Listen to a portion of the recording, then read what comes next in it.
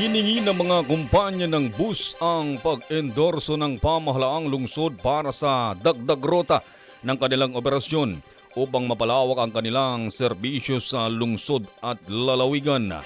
Ito ay kinabibilangan ng Victory Liner Corporation na nagnanais magdagdag ng rota mula Tabuk papuntang Baguio City.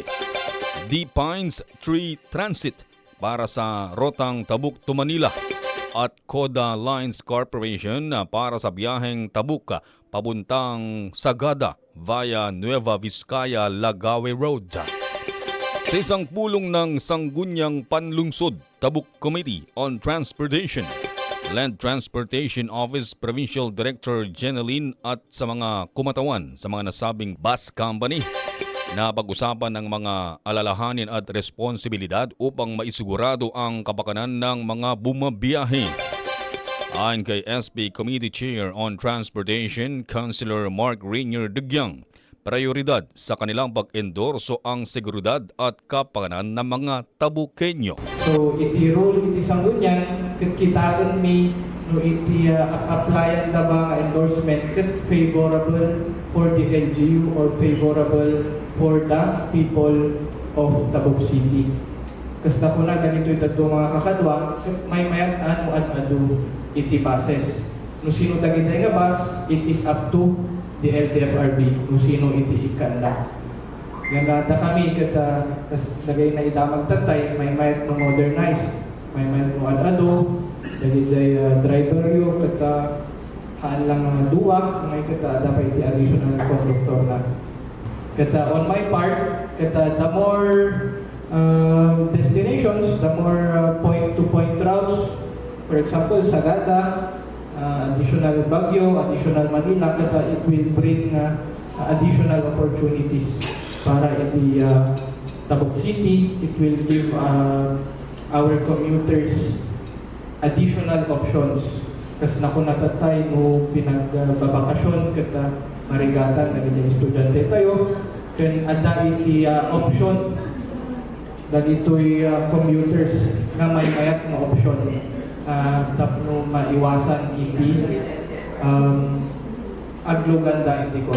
Nagpaalala naman ang mga konsehal sa mga responsibilidad ng mga kumpanya na maibigay ang mga bagong bus units sa mga bagong linya upang maisigurado ang kapakanan, kaligtasan at kaginhawaan ng mga bumabiyahe.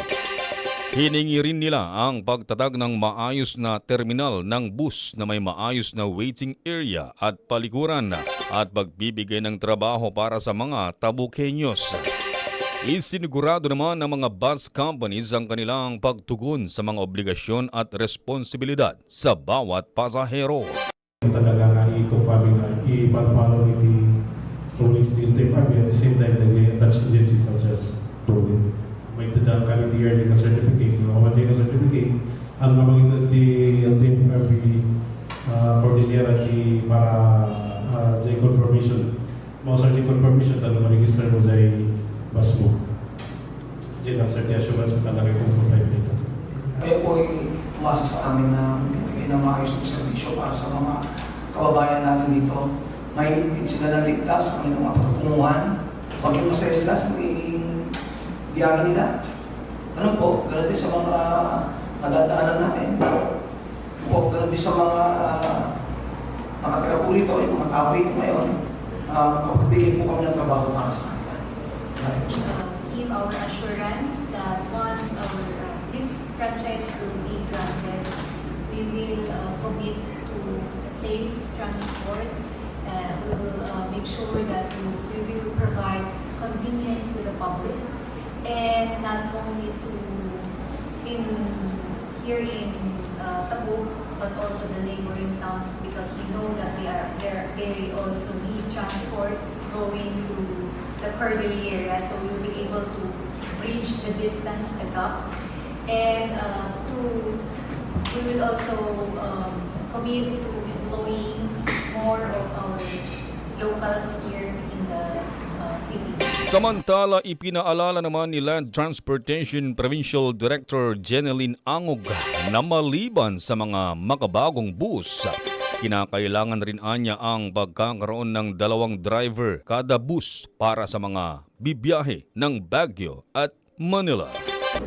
Since you are all seeking for endorsement, may I request that sana yung bus ninyo is hindi con-drive, meaning 2 ang driver, isa yung conductor. Kasi yung ibang mga buses, sinecheck ko namin yan, 2 lang, con-drive. Natulog yung isa, and then nagdadal yung isa, siya na naman yung conductor. Hindi po pwede yun. Dapat 2 driver and then 1 conductor. Manila to Tabog is 12 hours. So the other one will sleep for 6 hours and then the other driver will sleep. At hindi pwedeng con-drive. Violation po yun.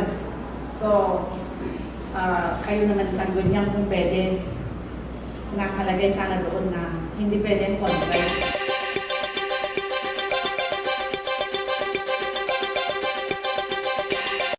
At yan ang balita para sa oras na ito. Hatid sa inyo ng City Public Information Office. Ako po, si Reddy Radatan. Tabuk City News Break.